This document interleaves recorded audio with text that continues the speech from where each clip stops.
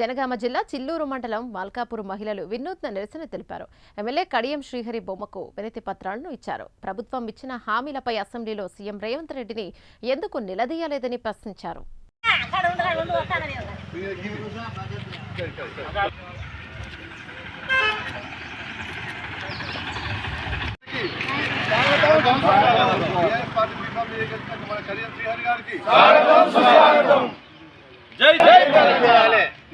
కడియం శ్రీహరి గారు మాకు ఇస్తున్న తులం బంగారం ఏది మా ఆడపిల్లలకు ఇస్తామని ఇయ్యలేదు ఆ పైసలు కూడా. మాకు రైతు బంధు కూడా ఎత్తలేడు. 2 సంవత్సరాల కానీ మాకు రైతు బందే లేదు. మళ్ళీ పోతే ఇది ఏంటిది ఇంకోటి 2500 కూడా ఎత్తా అన్నాడు, అది కూడా లేదు మహిళలకు. అది కూడా లేదు. గ్యాస్ మొద్దులు కూడా 450 రూపాయలు ఉచితం గ్యాస్ అన్నాడు. 1050 1100 ఇస్తాను గ్యాస్ మొద్దు ఇస్తారు మాకు. బీఆర్ఎస్ పార్టీలో ఉంటున్నా, బీఆర్ఎస్ పార్టీ సిద్ధం వేసుకుంటున్నా, బీఆర్ఎస్ పార్టీ తిరిగి వెళ్తున్నా అని చెప్తున్నారు. కాబట్టి నువ్వు ఎలక్షన్లప్పుడు అందరికీ కూడా చెప్పి రేవంత్ రెడ్డి చెప్పింది, ప్రతి ఒక్కరికి 6 గ్యారెంటీలు ఇచ్చింది, 420 హామీలు ఇచ్చింది కదా.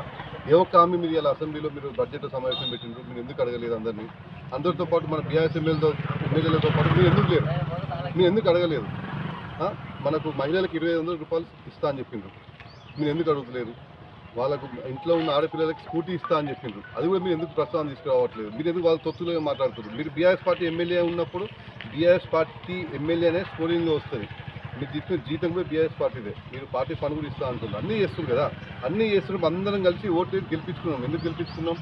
మన కాన్స్టిట్యున్సీ మొత్తం కూడా డెవలప్ చేయకపోతున్నప్పుడు రేపు పొద్దుగాల కాన్స్టిట్యున్సీలో ఏ ముఖం పెట్టుకుని తిరుగుతావు?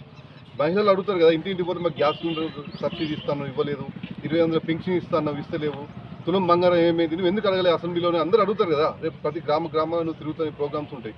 అది మీరు ఎందుకు నిలదీసి మీకు ఎందుకు నోరు వస్తలేదు? మీరు వాళ్ళకి అప్రూవల్గా మారిపోయినరా? మరేంది? మరి రేవంత్ రెడ్డి దగ్గర మాట్లాడి కొట్లాడే హక్కు దమ్ము మీ దగ్గర లేదా? మీ అందరం మీకు సపోర్ట్ చేస్తున్నాం, రండి పోదాం, అందరం కలిసికట్టుగా పోయి రేవంత్ రెడ్డి దగ్గరికి పోయి మనందరం అడుగుదాం, మన కాన్స్టిట్యూన్సీ తరఫున అడుగుదాం. అందరినీ మన ఊరి ప్రజలతో పాటు ప్రతి గ్రామాల నుంచి తరలి రావడానికి సిద్ధంగా ఉన్న జనాలు మొత్తం మహిళల మక్కలందరూ కూడా రెడీ.